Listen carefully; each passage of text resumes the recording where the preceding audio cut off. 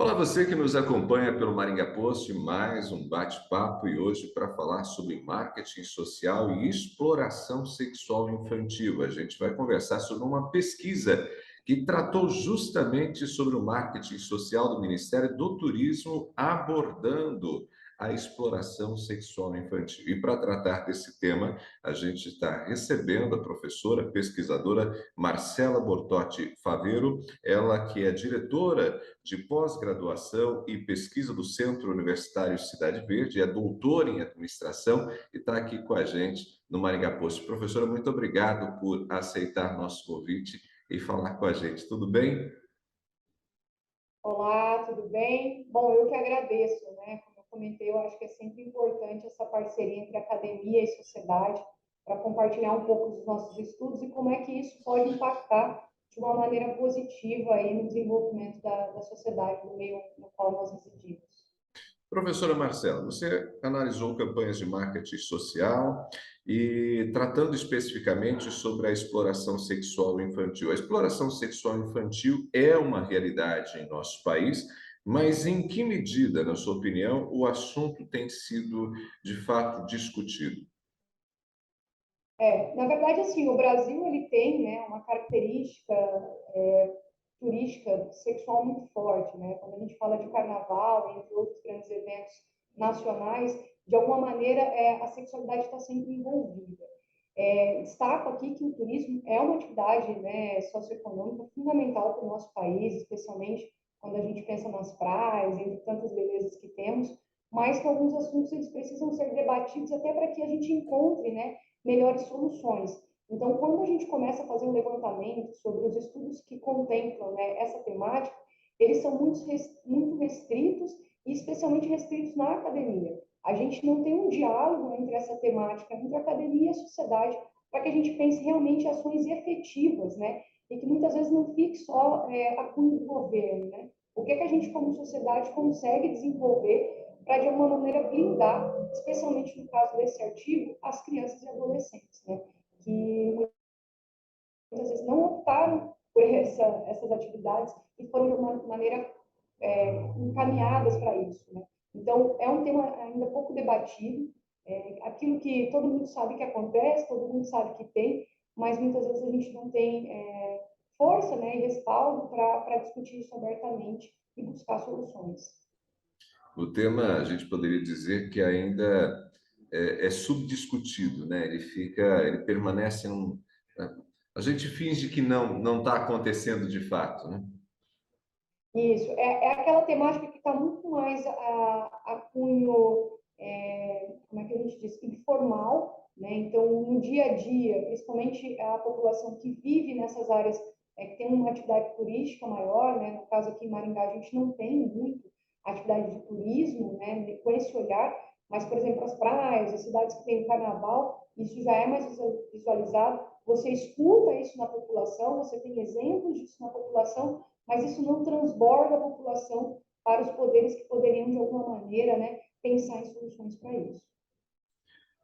Professora, ao analisar as campanhas de marketing social do Ministério do Turismo que abordam esse tema, o que você descobriu especificamente nessas peças? Fala um pouquinho aí sobre a pesquisa, o seu recorte, por gentileza. Nós fizemos, então, essa pesquisa foi conduzida também com uma colaboradora, né, que na verdade foi uma aluna minha, que é a Winnie Gonçalves Farias. Nós fizemos um recorte aí de 2010 a 2019, até porque para fazer a pesquisa a gente precisa de um recorte temporal, né?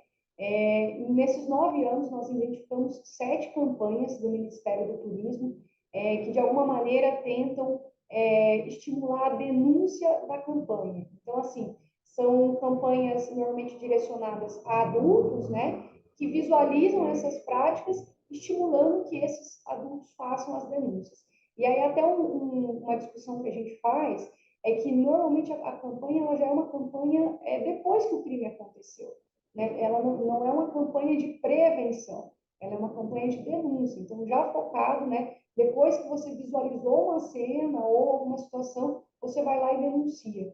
Então, é claro que isso é uma responsabilidade do Ministério do Turismo, né? Ali dentro das pastas a gente tem outros ministérios que atuariam diretamente com essa preservação da criança e do adolescente, mas o olhar da campanha é aquele que a gente percebe que já existe a prática, e o que a gente quer agora é começar a denunciar para conseguir mapear isso e, de alguma maneira, blindar, né, criar algumas estratégias para isso. Então, toda a campanha ela tem um olhar, não é um olhar muito lúdico, né? Não tem nas peças, uma campanha apenas apresenta nas peças uma questão mais infantil, justamente pelo público que ela é direcionada, né? Ela é direcionada para adultos, então ela é uma campanha mais informativa, você percebe nos dizeres, né? Às vezes é uma placa branca com um contorno azul só com um dizer, ó, identificou uma situação, faça a denúncia, encaminhando ali para o canal de denúncia que tem.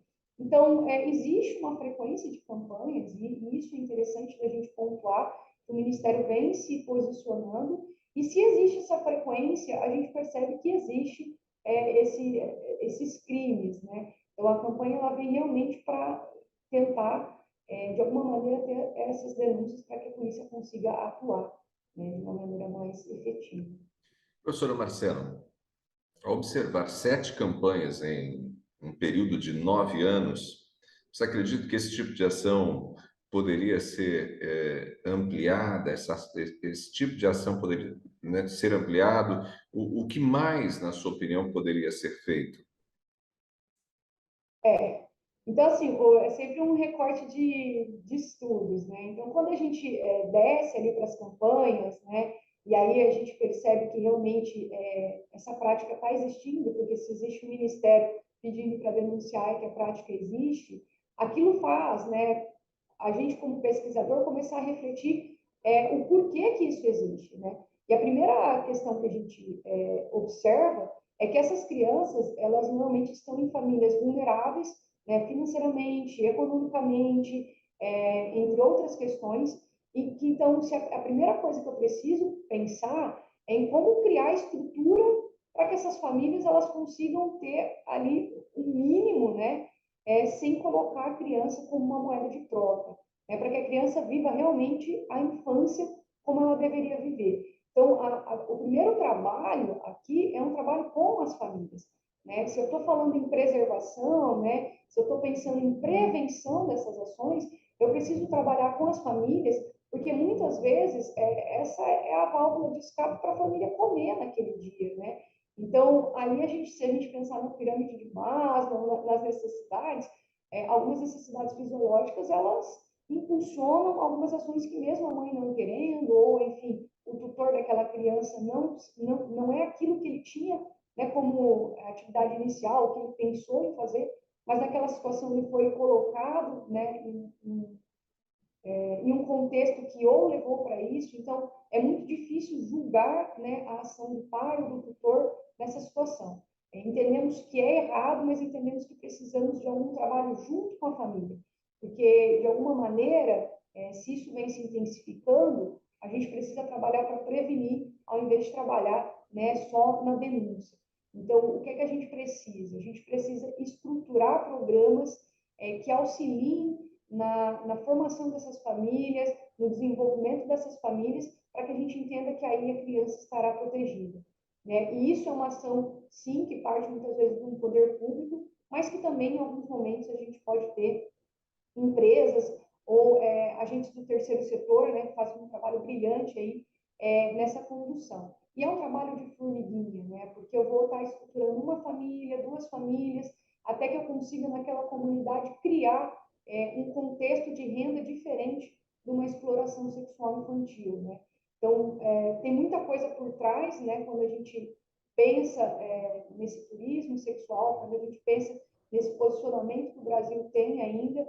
A gente tem que trabalhar desde a concepção da família, o que é a família, como ela se organiza, até, muitas vezes, em como que a gente se apresenta para fora do país, né? O que a gente quer vender como Brasil, né? É o país do carnaval, sexo e drogas, né? Ou é o país do carnaval, cultura? Então, são muitos atores envolvidos nessa construção. O que a gente tem? A gente tem uma situação ruim que nós precisamos melhorar. E eu acho que o que vai resolver isso é que todos esses atores sentassem e pensassem o que cada um consegue fazer, né? E aí, dentro da sua realidade, da sua cidade, né? Porque muitas vezes essas campanhas do Ministério, elas são a nível nacional, né? Algumas campanhas aqui são direcionadas para o carnaval, outras não, mas são a nível nacional. Então, dentro da realidade da minha cidade, o que que o poder público, às vezes, municipal consegue fazer junto com uma empresa, junto com uma ONG, e aí a gente começar a desenvolver os municípios,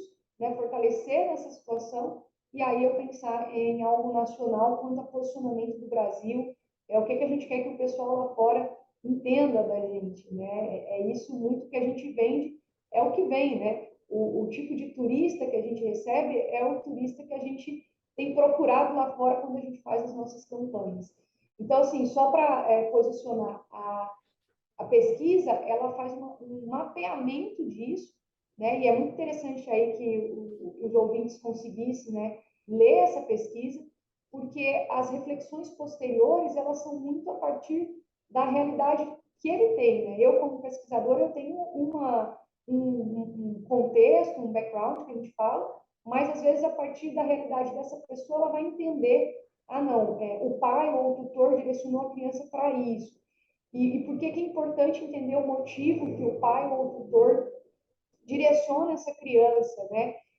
Porque muitas vezes eles estão envolvidos e porque se eu apenas julgar como errado e encerrar a minha conversa aqui, eu não vou resolver, né? Então eu preciso entender o porquê que ele está tendo esse tipo de comportamento para pensar em soluções. Porque, novamente, e aí é uma visão minha, acredito que o mundo não é branco no preto, né? Então, existe o certo e errado, sim, mas existem motivações diferentes que fazem a pessoa ter aquele tipo de comportamento. E se a gente se fecha para isso, a gente não resolve o problema. A gente criminaliza a pessoa, coloca lá, prende, tudo bem, mas eu não resolvo, porque a outra criança vai passar por isso, porque a outra criança vai passar por isso. Então, a gente precisa, de alguma maneira, mergulhar, e é difícil porque a gente teria que identificar esse Sim. tipo de família, né? E aí, a partir desse mergulho, conseguir traçar ações que eu acredito que são muito mais sociais do que apenas campanhas de denúncia, né? São ações preventivas. É interessante, professora Marcela, enquanto você fazia aqui sua exposição, é, você parte de um recorte para tratar da campanha, né? Identifica as peças publicitárias e aí, de certo modo, vai tentar entender o mote dessas campanhas e ao observar, né, a campanha, a gente vai percebendo que tem mais uma série de questões que precisam ser abordadas, que precisam ser discutidas, ou seja, não a pesquisa ela não acaba não se restringindo apenas ao que diz, né, a peça publicitária em si, o que dizem as peças publicitárias, mas a todo o contexto que envolve a exploração sexual, ou seja, ela acaba proporcionando uma reflexão muito mais ampla do que a própria peça. A gente sempre fala que a pesquisa ela é um gatilho, né? Então, até porque ela não se finda ali. Então, até no final do artigo a gente fala, precisamos de mais gente pesquisando isso de outras áreas, né? Aí ciências sociais, aí o pessoal de serviço social também pode ajudar, pesquisando isso para que a gente vá somando esforços para entender o contexto e conseguir pensar em soluções. Porque com uma pesquisa isolada, eu não consigo pensar em soluções que realmente terão efetividade. Eu tenho insights, mas até esses insights, eles precisam ser construídos a partir de novas pesquisas. Então, qual que era o ponto de partida nosso foi entender como o marketing social, ele vem auxiliando nessa construção. Então, o marketing social é uma ferramenta do marketing hoje que trabalha com essa sensibilização e muitas vezes, como é esse caso, de tentativa de construção de novos comportamentos, né? Através de uma mensagem que eu falo, olha, isso é errado, denuncie. Eu estou tentando falar para a pessoa que esse comportamento ele não é aceito. E a partir daí eu estou tentando mudar o comportamento dessa pessoa. É muito similar com o que a gente tem de campanhas de trânsito, né? Aqui, aqui em Maringá a gente tem a zebrinha, tentando conscientizar. É muito similar com isso nessa prática. O que a gente percebe? Que algumas campanhas nesta linha, elas têm mais efetividade e outras não. Por quê? Porque cada tipo de comportamento que a gente quer reprimir, né, ele tem um contexto. Então, se para o trânsito, um tipo de campanha, e a gente viu vários tipos de campanha para o trânsito, desde algumas campanhas mais agressivas, até com sangue, até campanhas mais informativas. Então, se no trânsito a gente tem essa flexibilidade, hoje, dentro dessa discussão de exploração sexual, até pelo número de campanhas que nós identificamos, a gente tem uma única mensagem, né, que é a mensagem da denúncia, que é a mensagem desse tipo de... É esse tipo de mensagem, né, de denúncia. Eu não tenho mais um trabalho não tenho ainda um trabalho de prevenção, tratando das campanhas identificadas. Então, talvez a gente devesse também testar outros tipos de campanha, né? Então, assim, claro que é um tema delicado, é diferente da situação do trânsito, eu não posso expor algumas questões, mas a gente precisa pensar em estratégias para que aquilo tenha efetividade. E aí, só para fechar aqui essa questão das estratégias, é muito interessante como na academia a gente tem essa possibilidade, e isso é utilizado pelo marketing, que são os grupos focais. Então, eu consigo pivotar uma campanha e colocar para 15 pessoas, 20 pessoas observarem, e aí elas passarem as percepções, até para a gente ir pontuando se essa campanha tem um impacto ou não que a gente tem interesse. Então, quando a gente vê o marketing político, ele já faz muito isso. Ele tem esses grupos focais trabalhando em cima do discurso que o candidato falou para ver se está tendo o alcance ideal. E aí, o que a gente poderia pensar para campanhas desse nível, né, e em outros pontos que a gente também precisa discutir, testar nesses grupos focais se ela está tendo um alcance desejado. Ou se é só mais um outdoor que a gente passou e às vezes a gente nem viu. Né? Muitos outdoors desses, eu falei, nossa, eu nunca tinha olhado esse outdoor. Ou essa campanha nas redes sociais. Então, assim, é só mais um que passou e não viu, aí ela não está sendo efetiva. Então, o grupo focal é muito interessante nesse sentido.